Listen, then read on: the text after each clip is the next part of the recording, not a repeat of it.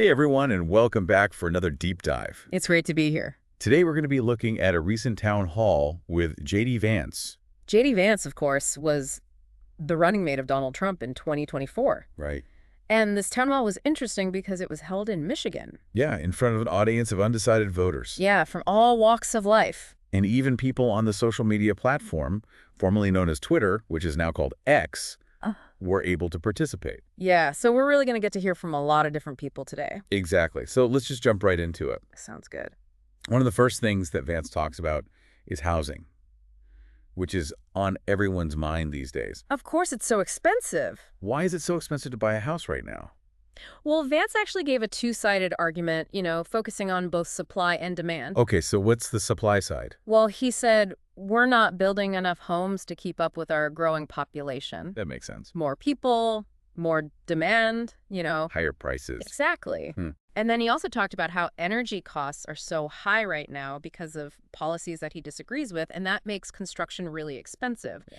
And then on top of that, he was really critical of regulations that he thinks are slowing down the whole building process. So a lot of different reasons why there might not be enough houses. Exactly. Okay, so we talked about supply. Now what about demand? So on the demand side, Vance pointed to immigration. Okay. He argues that, millions of immigrants have come to this country in recent years, and that's driving up demand. And he puts the blame on Vice President Harris and her open border policies. In fact, he claims that we've seen the biggest increase in housing prices in American history under her leadership and the highest level of illegal immigration ever. Now, it's important to note that this is a controversial claim. Right. While it's true that immigration impacts housing demand to some extent, Sure. economists will often say that pinning the blame for high housing costs solely on immigration is a bit of an oversimplification. Yeah. What are some other things that factor in? Well, interest rates have been all over the place lately. That's true. And then wages haven't really kept up with the cost of living, so people just have less money to spend, Right. which all impacts their ability to buy a home. And you know what I thought was really interesting is that Vance is a millennial himself. And he talked about how tough it is for young people these days. To buy a house. Yeah, to afford a house. Yeah. Like, they're putting off getting married. They're putting off having kids. Yeah, because they can't even afford a down payment on a house. Yeah, that's a really tough spot to be in. Absolutely. Okay, so moving on from housing. Another issue that came up was childcare. Oh, man, don't even get me started. The cost of childcare is just outrageous these days. There was one moment in the town hall that was really striking. Oh, yeah. What was that? A father stood up and said that he spent over $120,000 Wow. on childcare in just 3 years. And that doesn't even include diapers. I know, it's crazy. That's insane. And so many families are facing this burden. Especially working mothers. Yeah, it's tough. Trying to balance work and family when childcare costs are that high. Yeah, so what's Vance's take on this? Well, his solution really focuses on flexibility and empowering communities to find their own solutions. Okay. He thinks there are too many federal regulations that make childcare less accessible, and he wants to change that. So what's he proposing? He wants to make it easier for, grandparents or aunts and uncles to provide care, Okay. or even community groups to step in. So more options for people. Exactly. His argument is that more options means more competition, Okay. which could then lead to lower prices. Interesting. Yeah, it's definitely a different approach. It is. And it raises a lot of questions. Like what? Well, on the one hand, you have this idea of giving families and communities more choices, Yeah. which is appealing to a lot of people. Right. But then there's also this debate about what role the government should play. And making sure childcare is affordable.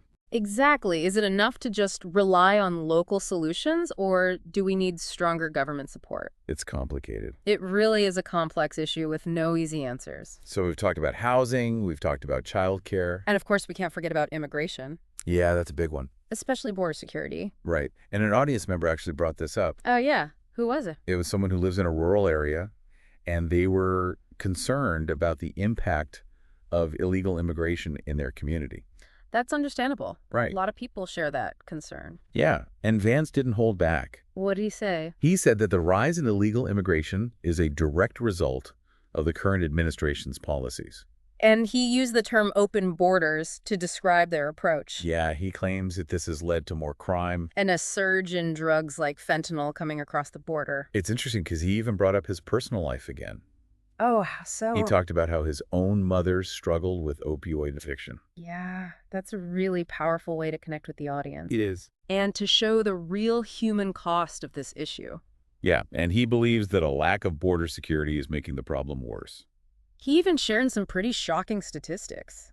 Like what? He claims that there are over 425,000 illegal immigrants Wow, with violent criminal records living in the U.S. that's a lot of people. He said it's twice the size of the U.S. Marine Corps, to Wow. put it in perspective. So his argument is that while we can't say that all immigrants are criminals, Right. the current border policies are letting way too many criminals into the country. Yeah, and he's calling for tougher measures. Like what?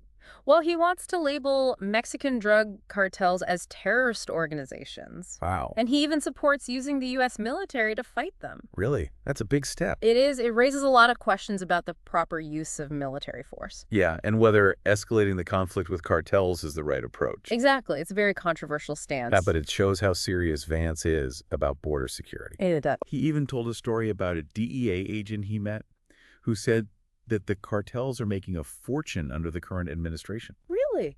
Yeah, apparently their profits have skyrocketed. By how much? Well, they went from $1 billion a year under Trump Okay. to $14 billion in 2022. Wow. That's a huge jump. It is, and it just goes to show how much money there is to be made in the drug trade. Yeah, which makes it even more challenging to address. Okay, so we've covered housing, childcare, and immigration. What's next? Buckle up, because Vance has some interesting things to say about the war in Ukraine. Okay, I'm intrigued. What's really fascinating is that he's a veteran. Oh, right. So he's coming at this from a very personal perspective. He actually reminded everyone that it's often his generation, the one that served in the military, that ends up bearing the brunt of these foreign policy decisions. And his main point is that the best way to prevent wars in the first place is to project strength. Okay, the peace through strength argument. Exactly, and he used Donald Trump's presidency as an example. Oh, Well, remember, there were no new conflicts under Trump. that's true. And Vance argues that other countries were more hesitant to make aggressive moves. Because they were afraid of how Trump might respond. Exactly. Interesting. But Vance's ultimate goal is to find a peaceful settlement in Ukraine. Okay. He talked about how both sides are exhausted by the fighting Yeah, it's been going on for so long. and how dangerous it is to let the conflict drag on. Right. He's worried about nuclear war. That's a scary thought. Is. And, of course, there's also the risk of the conflict spreading to other parts of Europe. And that's where Vance's diplomatic side comes in. Oh, tell me more. He believes that we need to understand the needs and concerns of both Ukraine and Russia if we want to find a lasting solution. That makes sense. And he's a big believer in Donald Trump's ability to negotiate a peace deal. Because of Trump's experience as a deal maker in the business world. Right. Interesting. But then he was hit with a really tough question. What was it? Would a peace deal require Ukraine to give up some of the territory that Russia has taken? That's a really difficult question. It is. And Vance acknowledged that ultimately it's a decision for Ukraine to make. But he also pointed out that the country is already facing incredible strain and limitations. Right. It's a heavy question with no easy answers. It is, and we're going to dig deeper into these ideas in part 2 of this deep dive. I can't wait. So stick with us. So welcome back to our deep dive into J.D. Vance's recent town hall. Picking up where we left off. Yeah, we were talking about Ukraine. And Vance's perspective on how we could maybe achieve some peace. You know, it's not that often you hear a politician, particularly someone running for such a high office, talking about peace so urgently. Yeah, it was refreshing to hear. He really seems to understand the human cost of war. It's a heavy thing to carry. Especially the risk of things escalating. And I think he made a good point about how his approach is different than the current administration's approach. Yeah. Well, he kind of characterized their stance as taking sides, almost like fueling the tension, you know? Yeah, instead of trying to calm things down. Exactly. And he really emphasized the need to try to understand both sides. And find a diplomatic solution. Yeah. And I thought it was really interesting how he brought up his Christian faith. Oh, yeah. What did she say? He said, "Blessed are the peacemakers." That stuck with me, too.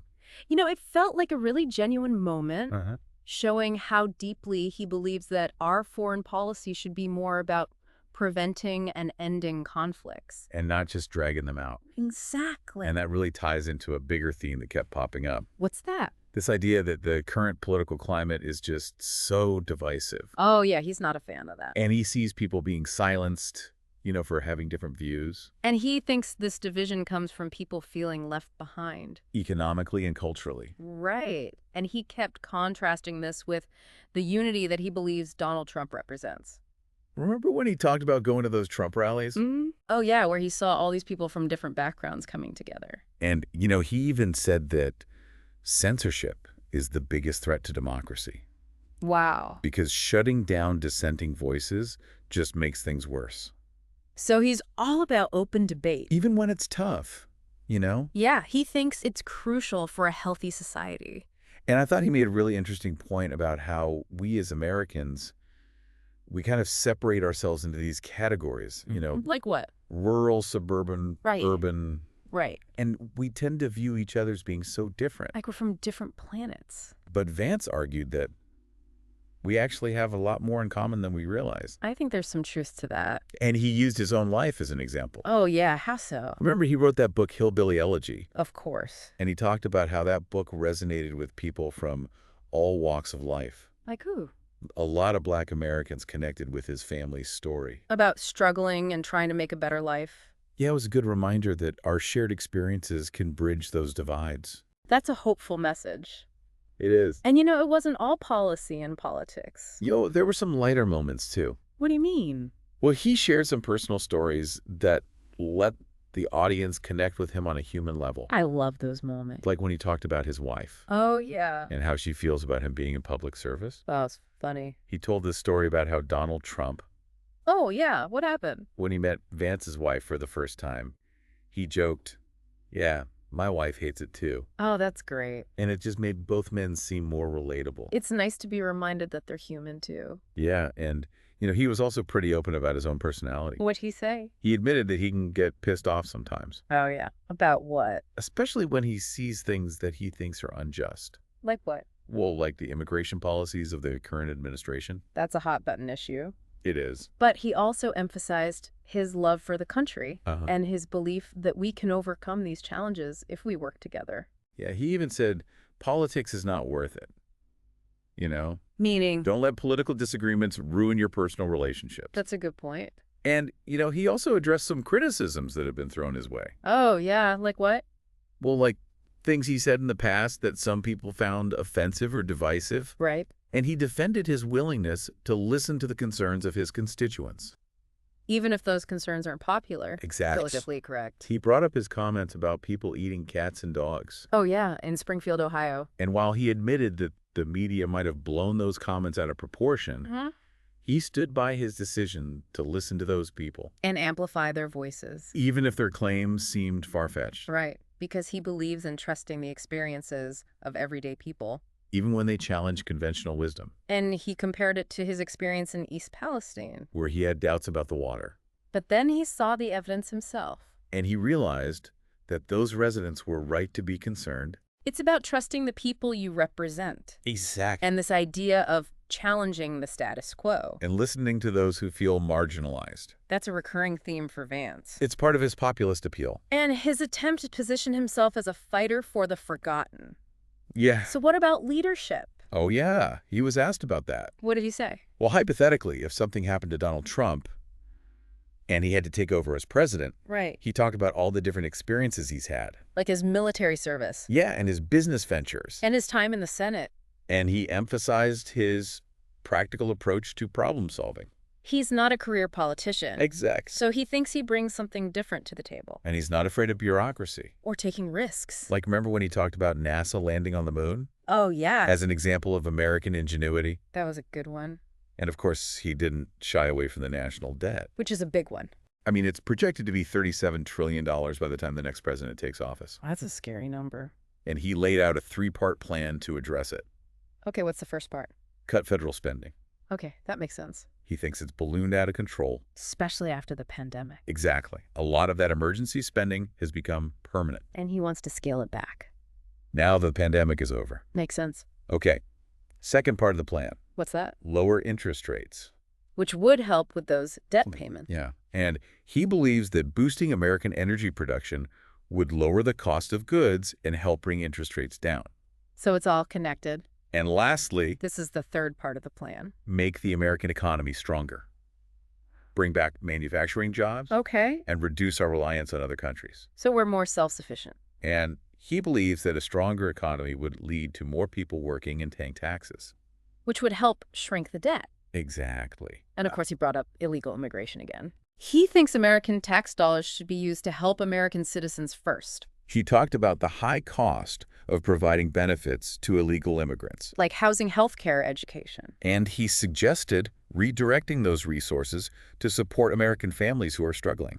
Interesting. Okay, but one of the most entertaining parts of the whole night, What was that? Donald Trump called in He did. with a question. No way. Yes way. Wow. You could tell Vance was a little taken aback. And he handled it well. He did. So what did Trump ask? Well, his first question was pretty easy. What was it? How brilliant is Donald J. Trump? Oh, of course. And Vance praised Trump's intelligence, As he should. but he also highlighted something else, What's that? Trump's ability to connect with people. From all walks of life. And then he told another story about Trump, Go on. putting his wife at ease during a meeting Oh. by making a joke about how their wives both dislike them being in public service. Oh, that's great. It showed Trump's charisma and his relatability. Even to people who might not agree with him politically. But then Trump's second question was a little more pointed. Oh, what did he ask? How brilliant is Kamala Harris? Oh, boy. Vance laughed and tried to dodge the question. But Trump wasn't letting him off the hook. No, he was having fun with it. Classic Trump. But Vance did offer a critique of Harris. What did he say? He said that she relies too much on slogans and avoids giving straight answers. And he contrasted that with his own approach Which is more about transparency. and genuine debate. Even with people who have different viewpoints. Yeah, and then he circled back to the importance of free speech Okay. and his belief that the current administration is too quick to silence dissenting voices. He's really passionate about that. He is. So how did it all end? Well, he wrapped things up by emphasizing the importance of civility and respect. In our political conversation. He urged people not to let their political differences ruin their relationships. That's a good message. It is. It was a good way to end a town hall that covered so much ground. From personal stories to really intense political issues. Vance didn't shy away from anything. He didn't. And he did it in a way that was engaging and thought-provoking. Whether you agree with him or not, he's a compelling figure. He is, and he's definitely shaking things up. Now in part 3. We'll analyze some of the key takeaways. And explore what Vance's ideas could mean for the future. So stay tuned. Welcome back to our deep dive. You know, we spent the last 2 parts really getting into J.D. Vance's town hall. Yeah, a lot to think about. He covered so much ground. From the economy to immigration to that war in Ukraine. And some pretty strong opinions, too. He didn't hold back, did he? Like, remember when he talked about designating those Mexican drug cartels as terrorist organizations? Oh, yeah. And using the U.S. military to fight them? That's a big one. It raises a lot of questions. Or the consequences, for sure. But it's interesting how he kind of brings it all back to this idea of American strength. Oh, yeah. Making America strong again. Reclaiming our place in the world. And solving problems here at home. Like he's saying, we can't be strong abroad if we're not strong at home. Makes you think about what it really means to be strong. And it's not just about military power. Right. There's economic strength, too. And standing up for what we believe in. I was surprised when he criticized President Reagan. Oh, yeah, for cutting mental health care. Back in the 80s. And he argued that those cuts contributed to the homeless problem we see today. It takes guts to go against someone like Reagan. Doesn't it show he's willing to challenge the status quo? Even when it comes to icons. And I like how he wants to get to the root of the problem. Instead of just slapping on a Band-Aid. Like when he talked about making it easier for young families to choose life. Oh, right. With policies like affordable childcare and paid family leave. So families can actually afford to have kids. It's about giving people real choices. And not just relying on the government to fix everything. It's a balance, right? Definitely. And he also talked about taking personal responsibility. Getting involved in our communities. Staying informed about the issues. And having those tough conversations. With people who might not agree with us. It's easy to just stay in our own little bubbles. But that doesn't really get us anywhere. We need to talk to each other even when it's hard. And even with all the serious topics, he managed to keep things light. He's got a good sense of humor. Remember those jokes about turning 40? Oh, yeah. And how he's not getting any younger? It made him seem more human. Like someone we could actually have a beer with. Exactly. So what does it all mean? Well, I think it's clear that J.D. Vance is a force to be reckoned with. He's smart. He's articulate, he's passionate. And he's connected with a lot of people who feel like the country's on the wrong track. Whether he can turn that into a winning strategy, we'll have to see. But this town hall gave us a lot to think about. About the challenges America faces. And the kind of leadership we need going forward. And remember what Vance said about censorship. How it's a threat to democracy. So let's keep these conversations going. What stood out to you? What are you still thinking about? Talk about it with your friends, your family, your neighbors. Stay engaged with the issues that matter. Thanks for joining us. We'll see you next time.